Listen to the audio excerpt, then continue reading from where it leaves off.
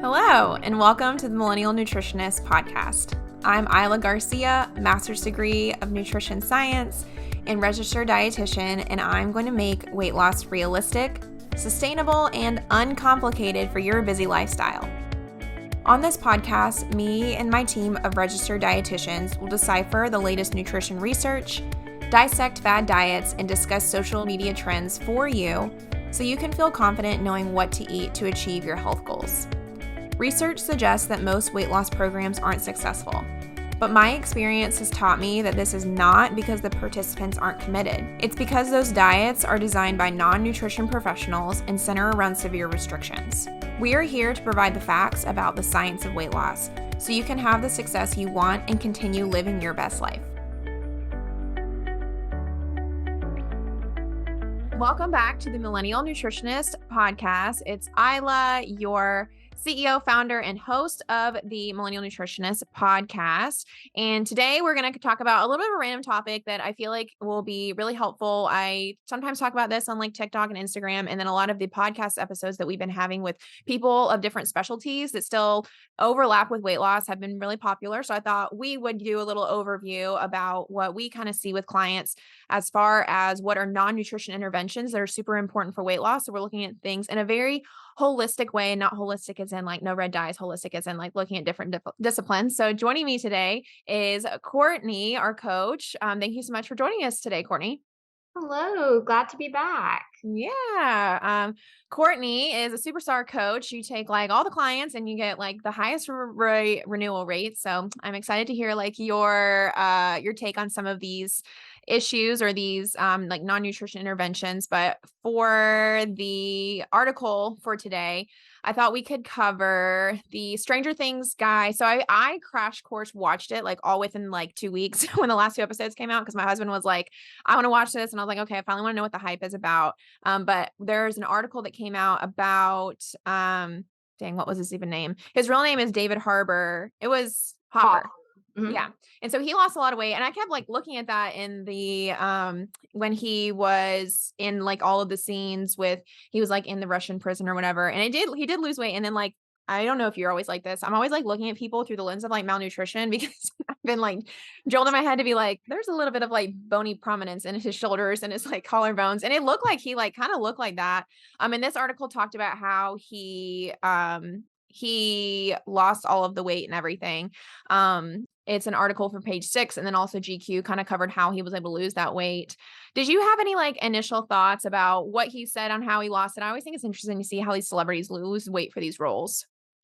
Yeah, I did think that it was interesting because intermittent fasting has been really big for several years, and I mean my opinions on it are kind of similar to keto. I think there is can be healthy ways of doing it and unhealthy ways of doing it, and there are people that it could be beneficial for and people that it might not be beneficial for. Yeah, I was interested because like I still felt like he didn't give a whole lot of detail about what style of intermittent fasting that he did. Because people do from like a 12-hour eating window to like only a 4-hour eating window, or I only eat one meal a day. And so yeah, I was interested that he didn't really seem to go into a lot of specifics about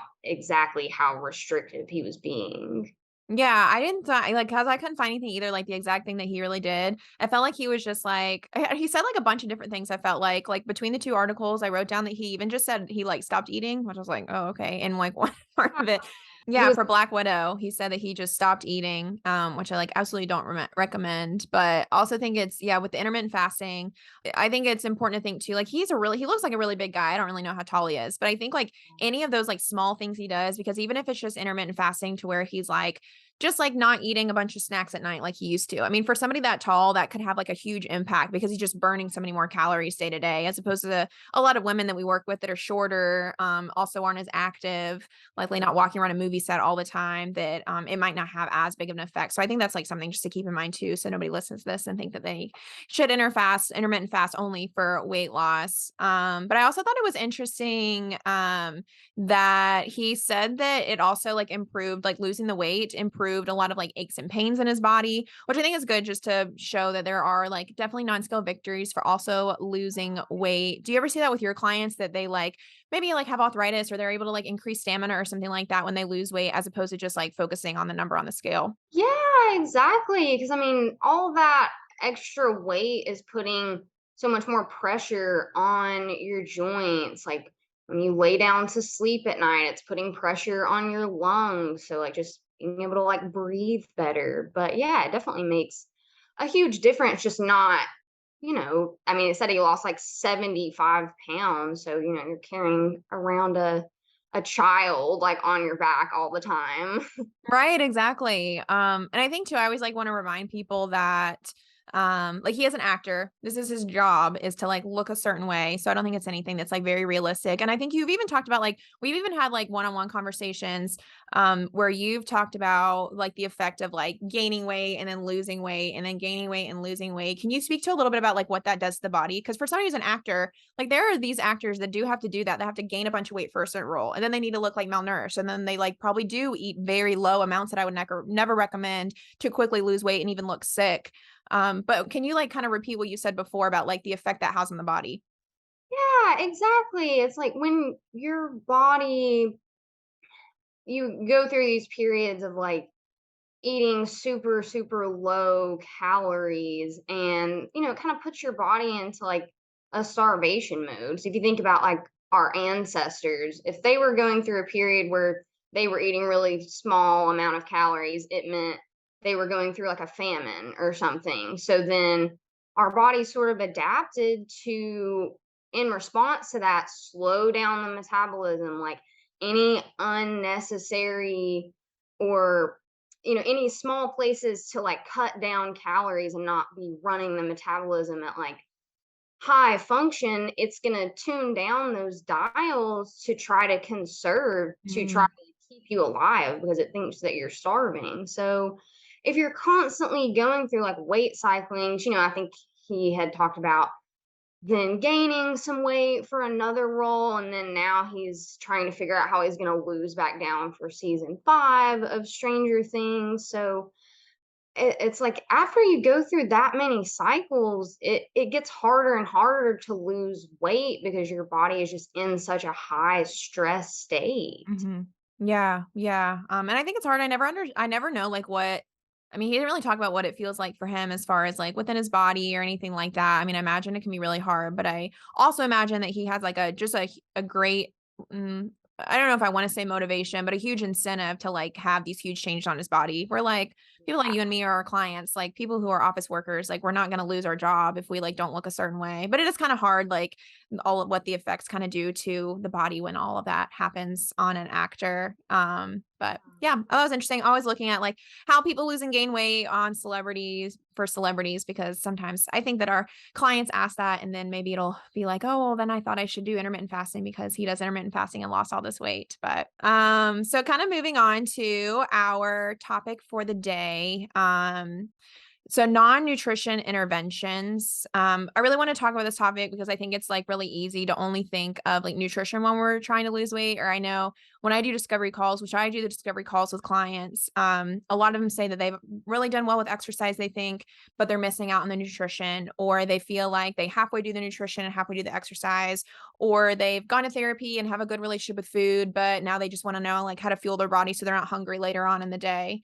And so sometimes I think we forget that all of it needs to really exist together. And it makes sense, right? Because we all are kind of working on our own little silos of like, no, like if you want to lose weight, you do need to eat more protein. If you want to lose weight, you do need to do more cardio or whatever. But putting it all together is really what's going to help you to have lasting weight loss. And I don't think like a whole lot of people always talk about all of that when it comes to like holistic things. Somebody asked me last week if I work in holistic nutrition. I was like, can you kind of define what that is? Because I feel like it's very different for everybody. And I don't think a lot of people think holistic is in like all of these different like disciplines coming together as far as psych, as far as exercise, as far as stress management, medical management, if you need to be on medications and stuff like that. So I thought we could give our 2 cents on what we see could be like easily neglected as far as what are non-nutrition interventions that people should really be working on. So why don't you take it away? What is the first thing that you think of when you think of like non-nutrition interventions that have to do with weight loss?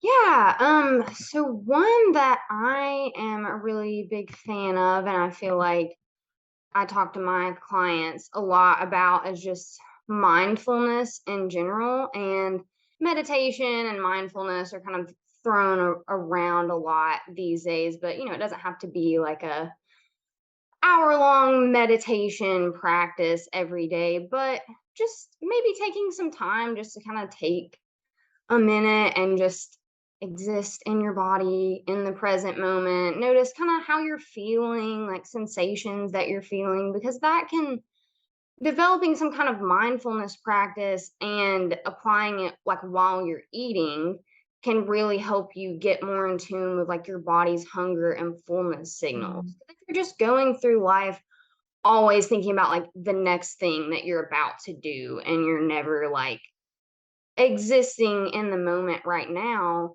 whenever you're eating, it's just going to be, I'm just trying to get down this food so I can get to the next thing that I'm doing. So, having like some sort of, even if it's just a couple minutes a day where you just kind of sit with how you're feeling, kind of evaluate things, and then try to apply that when you have time while you're eating, eating slowly, kind of enjoying the food, tasting all the flavors, noticing the textures, and putting the fork down in between bites, taking some sips of water in between.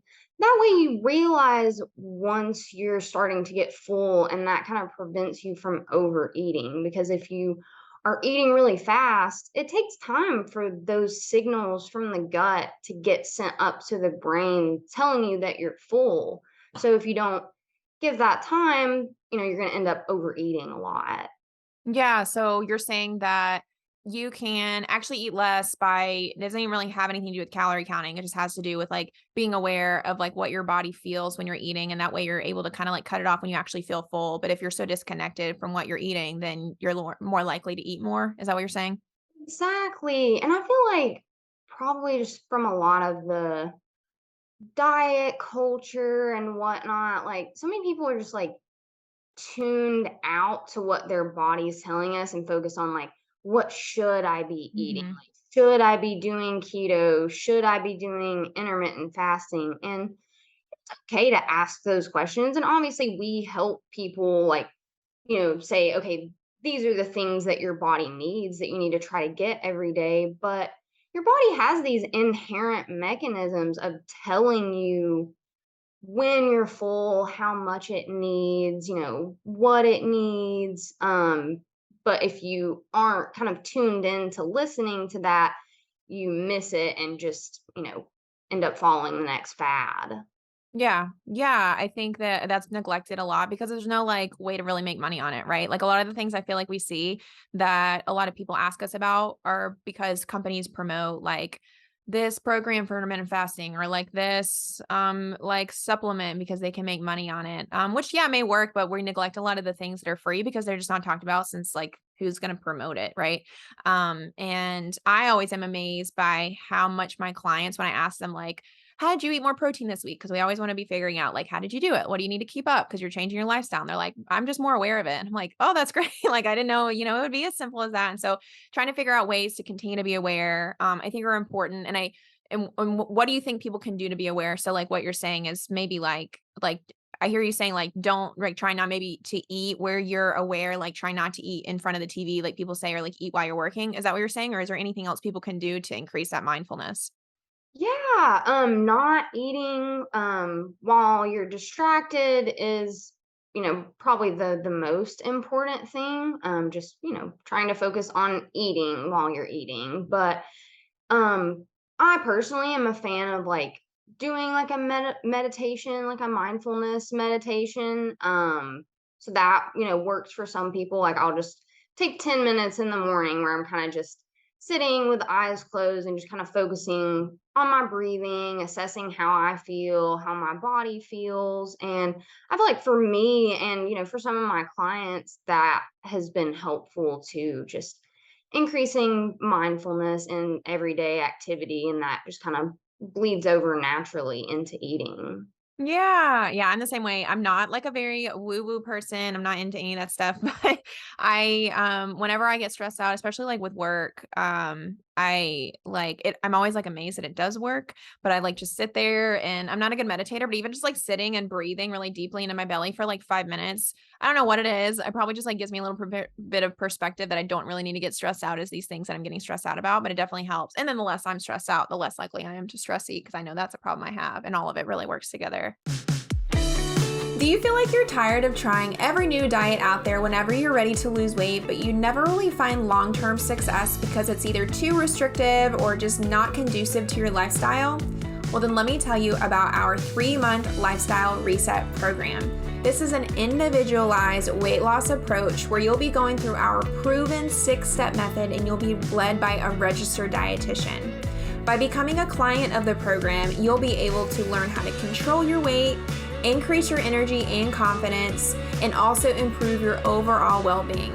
Not to be dramatic, but a lot of clients tell us that they actually change their lives by going through the program and finally find a sustainable weight loss solution when they actually haven't found that with any other program. If you are interested in becoming a client, sign up for a discovery call on our website, themillennialnutritionist.com, with me, Isla Garcia, and I'll help match you with one of our registered dietitian coaches based off of your challenges and their nutrition expertise. If you're ready to find a sustainable weight loss solution in a non-judgmental and encouraging environment, I hope you'll connect with us soon.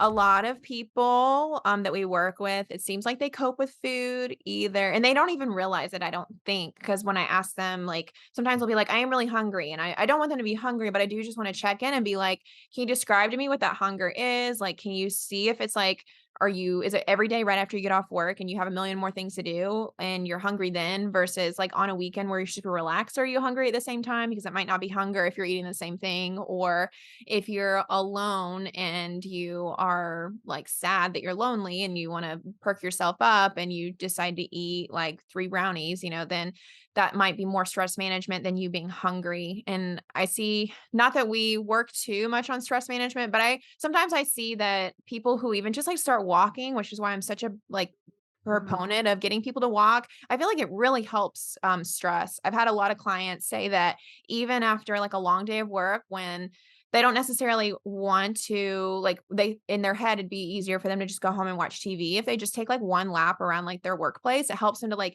de-stress, almost like a little bit of a meditation at the end of the day to like differentiate, okay, we're done with work, we're going home now, we're going to take those deep breaths while we're walking, and then I'm going to go home. And then they tend to not like overeat as much because they've had that de-stress already, which I think a lot of de-stressing should go probably back to therapy. But one client I had, she was a big emotional eater and she didn't realize it. She was just like, I don't know what's wrong with me. I just like overeat all the time.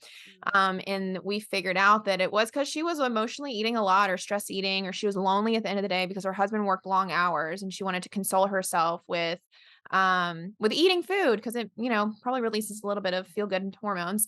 And so we kind of we had to start from scratch with her. She was getting maybe like 1,000 or 2,000 steps a day. And so we definitely worked on walking. And so a lot of the time where she was alone, she just filled it with walking at the end of the day.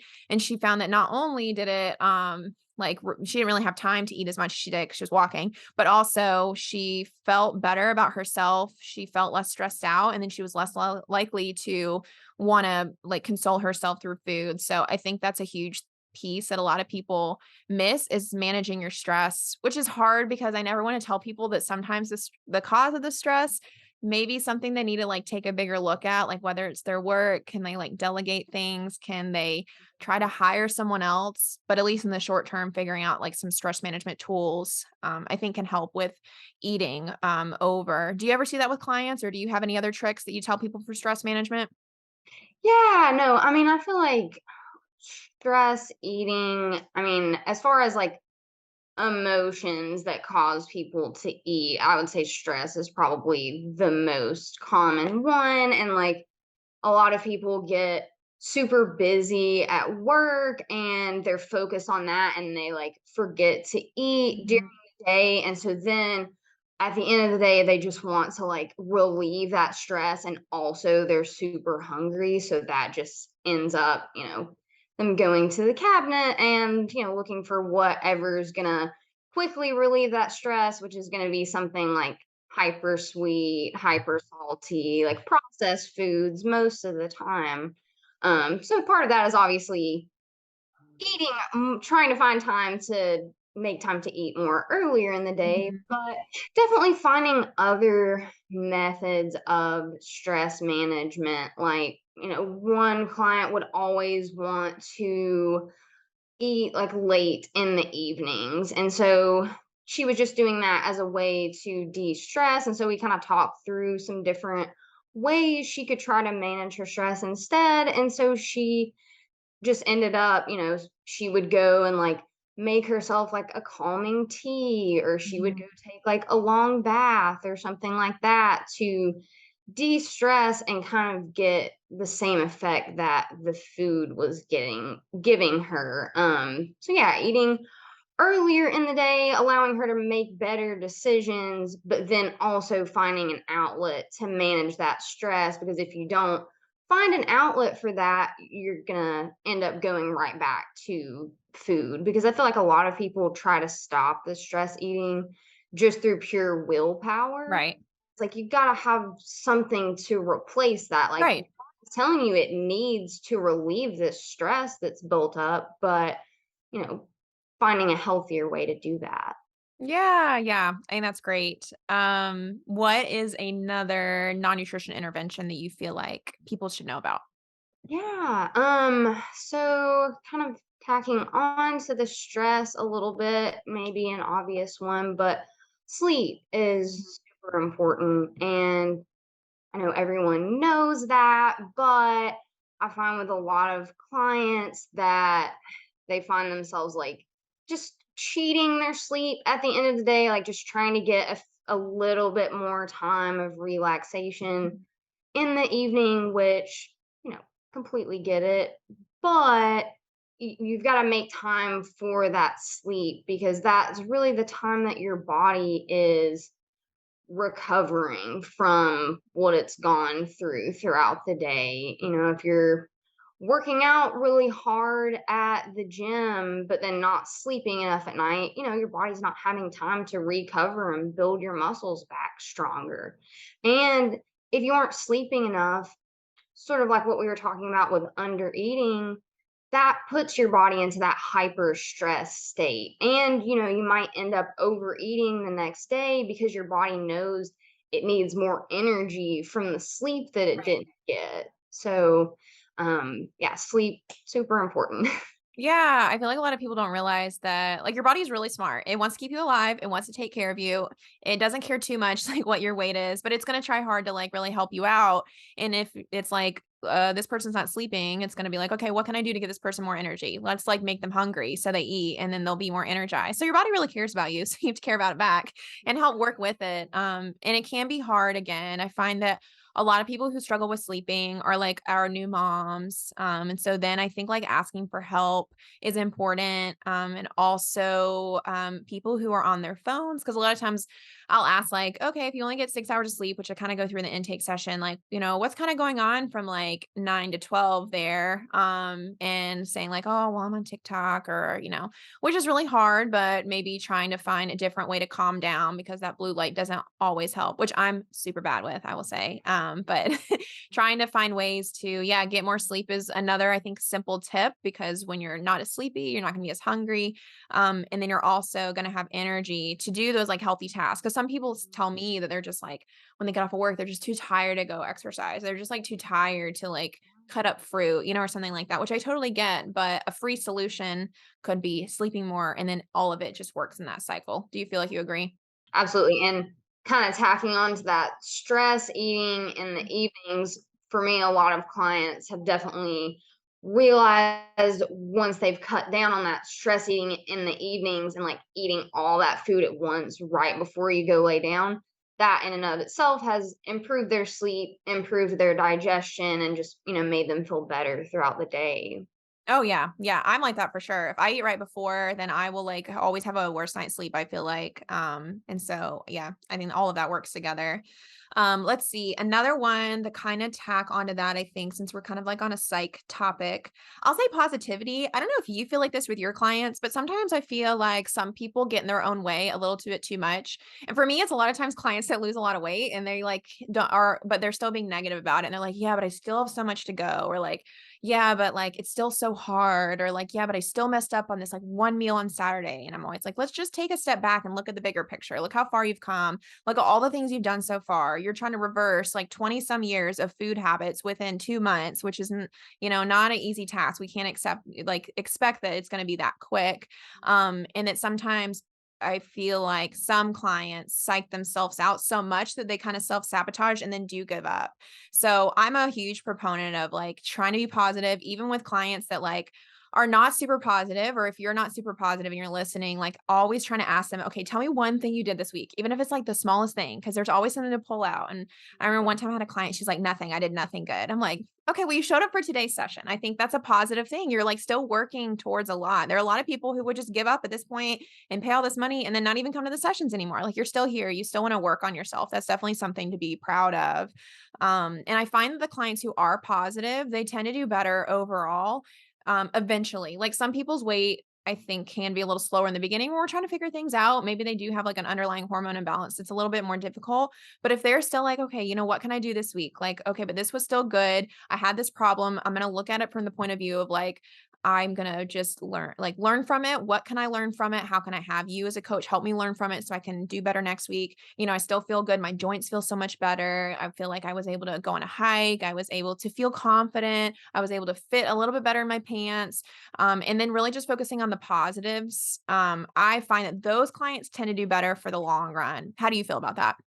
Yeah, 100%. Like you said, I feel like there are a lot of clients who do, lose a lot of weight, but they're the type of people who want to do it all at once. And so then Mhm. they're super hard on themselves if there was like they set 4 goals for themselves and they met 3 of them, but like that 4th one they didn't quite meet. And that's the thing they're gonna get hung up on. And if you continue down that path, you end up defeating yourself even if you are doing well because you just think, oh, well, it's not happening fast enough. I'm not already where I want to be. And instead of doing what you were saying and like focusing on like, okay, what did you do this week? There was definitely at least one thing that you did in the right direction, and focusing on that, and that positivity slowly builds on itself.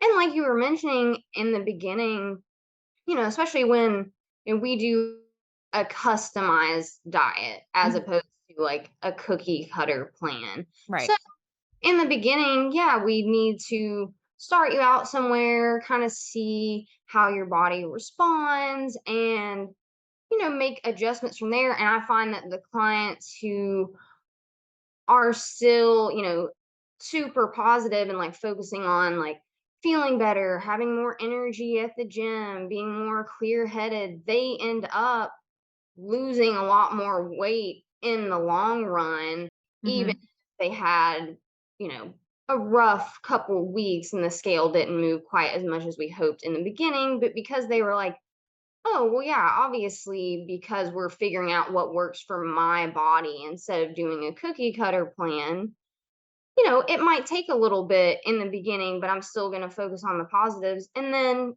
we end up finding the exact right combination of things that works for that Mhm. person and getting them on the path to meeting their goal. Exactly, because I feel like focusing on those, like, the energy and stuff like that can also motivate you as well. I find that the people that do just focus on the number, and don't also think about all the other things, I guess like, it would make sense when their motivation dies when the scale isn't like what they want that week. And just because it isn't what you want that week, it doesn't mean it's not ever going to happen, is what I tell a lot of clients. But in the interim, if you can focus on like, well, I still felt really good this week, and that's what my motivation is going to be. Like, I don't want to leave the end of the weekend again, like feeling like bloated and like kind of like my stomach kind of hurts. And a lot of those clients who stay positive about like, when I eat my 5 servings of produce, I feel really good. And that's the feeling that I want to chase. And then the weight will come after. What is another tip that you have, or like a non-nutrition intervention that you feel like people should know about? Yeah, so tagging on a little bit to the positivity, um, consistency, like I said, it definitely goes along with the positivity, but fluctuations of weight within a day of 1 to 6 pounds are normal for so many people, just Mm, depending on hydration status, sodium intake, bowel movements, all these different factors can shift your weight up to 6 pounds within a single day. So if you step on the scale, you're just weighing once a week and the scale's up 2 pounds, you still could have lost a pound and just, not really realized it. mm. So sometimes it takes being consistent over a longer period of time to see those results. And sometimes it's not just, okay, I'm going to increase my protein and immediately the weight's going to come off. It's, okay, you got to increase your protein and add the produce. And Mhm. just because you increased your protein this week and the scale didn't move doesn't mean the protein didn't work. And you Right. still got to keep doing that. It's just, okay, we got to maybe look at something else we can add or something else we can tweak. And staying consistent over time with all those goals is what builds into the long term success. Because when you try one thing and the scale doesn't move as much as you hope that week and immediately you get defeated, you're going to continue on with that cycle. But if you just allow yourself to slowly build and become more and more consistent, like you were saying, you be kind to your body, you fuel it well, you give it what it needs, and it will start responding. Yeah, I think that's hard for some people because a lot of diets, they're not regulated by dietitians or anybody that really knows what they're talking about. I feel like they normalize like how you should only like have to do this one thing and you'll lose like 10 pounds in a week. But a lot of people don't realize it's because I think a lot of those diets, they severely restrict calories. And then like what happens when you can't follow it anymore, probably like rebounds and you gain more weight, kind of like what you're talking about from the beginning. And that's a thing that I feel like I'm constantly educating people on. It's just like how long it can really take your body to adapt to like living this healthier lifestyle. We're not trying to do like a quick fix. I tell clients all the time, like, if I wanted you to lose like 10 pounds in a week, like I could do it. Like I could, strip your calories down. It's not like hard, but that's not healthy. It's not going to be sustainable. It's not going to make you feel good. And I mean, that's why I hope that people come to us wanting to lose weight or even get healthy or to all like feel better and have more stamina and be healthier for life. So you're saving money later on down the road, not having to get like high cholesterol medication and stuff like that. But to have those rewards, you've got to be consistent. And for me, I think consistency for my clients, I mean, a lot of times I'm like, this program is 3 months, but sometimes I don't even know if that's enough time because your body just takes so long. But at least like being consistent, I tell them at least for like a month with one new goal a week, like, yeah, the protein and the produce and exercise, like all of that, you really need to like take it slowly and do it super consistently, not like once a day and expect the scale go down the next day because your body's not that quick to adapt. At least I don't like see that with clients. Do you? Yeah, exactly. If you're losing weight in a healthy way, it's going to take some time, most of the time for your body to adapt. And if you're a 5'2" woman who weighs 140 pounds, you're not going to lose 3 pounds in a week in a Mhm, healthy way. mhm. So yeah, just sticking to those goals, being consistent, and that really is the key to the long-term success. And like you were saying, I always tell my clients, yes, while this might feel slower in the beginning than when you were doing a 1,200 calorie crash diet, in the long run, it's gonna, I mean, save you so much trouble Mhm. health wise, weight wise, because you aren't weight cycling, constantly putting your body in that state of stress, and thus making it even harder for you to lose weight later on when the weight comes right back on after you stop doing the crash diet. Exactly, because how good would it feel to only have to do it one more time? Next wedding season, you don't have to, like, try this again and put your body through the ringer again is what I always tell people. It's like, think even though it could like, in your head, it could be like, "Oh my gosh, a year? I have to do this for a year." It's like, yeah, but what's a year in the rest of your, like, 40 years of your life left? Isn't it worth it? My next tip, I think a little different is I'm gonna say setting and following up on your goals. I think it's super simple, and a lot of people don't realize why we do this. Like as dietitians, we are taught how to help people set goals, which I admit when I was in school, I was like, "This is so stupid. Like, why do we need to do this?" But I understand now because a lot of people do come to me, and I'm sure you too, and I'll be like, they do think they're doing everything right, and even when they tell me, they're like, "Yeah, I eat produce, I eat protein, I eat like I exercise," but when we just say those like general things like I do exercise without being like, okay, but we've got to set a goal of like doing 10,000 steps a day, doing strength training 4 times a week. Exercise could mean like you walked 10,000 steps one day and you sat down for the whole rest of the week. And so that's why it's not coming off. And so when we set really clear goals and then actually follow up to see if you've met them, then that's how we can actually tell if something's working or not. If we never like set specific goals and then like follow up, then we just never know if anything's working. I had a client that started with me a couple of months ago, and that was kind of her story is that like she is doing everything, but until we started setting goals and being like, okay, but protein's actually not as high as we would like consistently, like talking about what you're doing consistently. Yeah, you are walking some days, but not like every day. And that's what we really need to see for that. And so we're going to set a goal of doing it every day. And then if we don't see you doing it every day or like 6 days a week, then we're going to figure out why and fix those days because that's how we can really make progress. And that's what she said is really making the difference now is like now having like the tangible like evidence through the tracking, through the like keeping like habit tracking on the platform we use to really say like, oh, okay, that makes sense. In my head, I thought I was doing it, but now like actually seeing it and seeing what I need to do, it's helping her to realize she needs to make those changes. Do you feel like you ever go through that with clients where they think they're doing it and then when we like actually look at everything and follow up, they realize?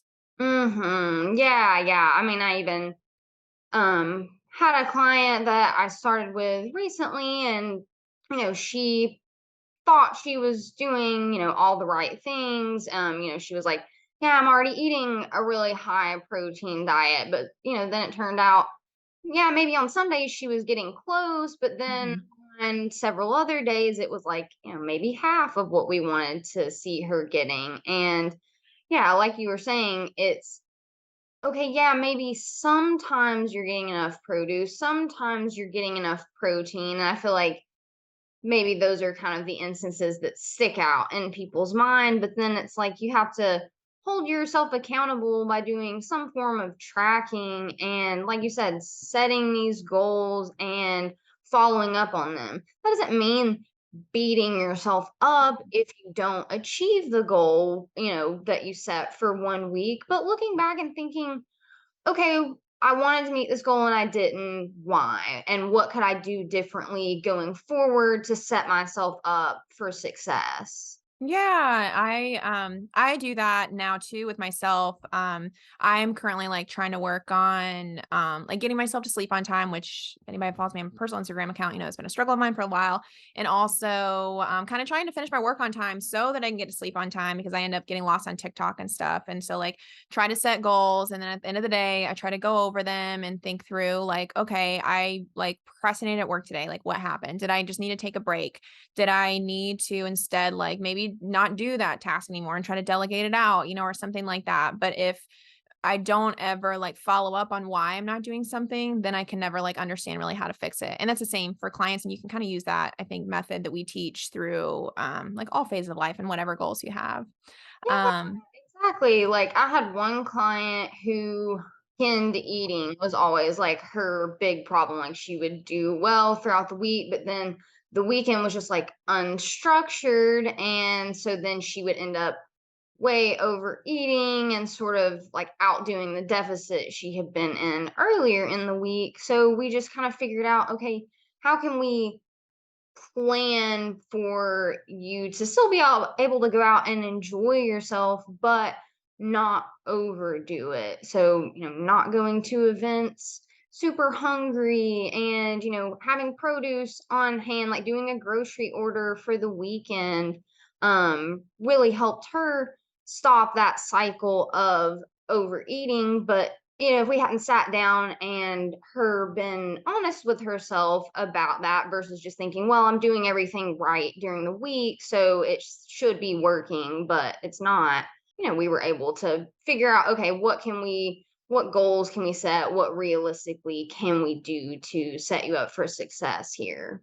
Yeah, and I can feel like it can make people feel, like, less crazy, like, it's always, like, a hard conversation to have to be like, "Yeah, but you're not really doing what you think," but at least it's, like, something we know, at least it's like, "No, we have the data to see, like, there is some things that we can do here," even though, like, it might be hard to accept that you're not doing what you think you're doing, but if, like, at least we have something to work with, and that's really the power, I think, of being able to set goals and look back on them. Alright, will you wrap it up for us? What is one more non-nutrition intervention that you think people need to know about?